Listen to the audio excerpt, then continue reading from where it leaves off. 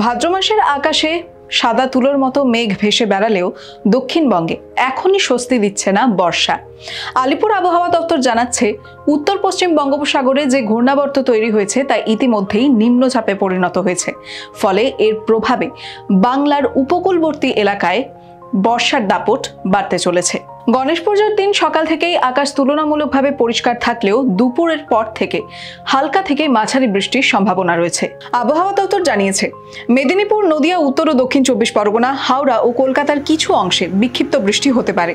দীঘা ও উপকূলবর্তী এলাকায় দিনের বেশিরভাগ সময় মেঘলা আকাশ থাকবে। বুধবার ও বৃহস্পতিবার দক্ষিণবঙ্গের একাধিক জেলায় বজ্রবিদ্যুৎ সহ বৃষ্টির সম্ভাবনা রয়েছে। বিশেষ করে উত্তর ও দক্ষিণ 24 পরগনা, নদিয়া, হাওড়া, কলকাতা, পূর্ব ও পশ্চিম মেদিনীপুর এবং ঝাড়গ্রাম জেলায় সঙ্গে ঝোড়ো হাওয়াও বইতে পারে।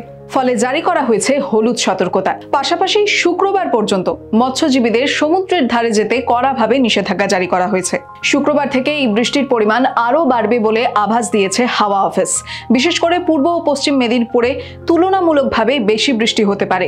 তার পাশাপাশি দক্ষিণবঙ্গের প্রায় সবকটি জেলাতেই বজ্রবিদ্যুৎ সহ বৃষ্টি নামতে পারে।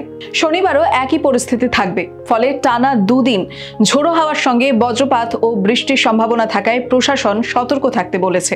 তবে রবিবার থেকে এই বৃষ্টির পরিমাণ কিছুটা কমবে বলে ইঙ্গিত মিলেছে। The world news.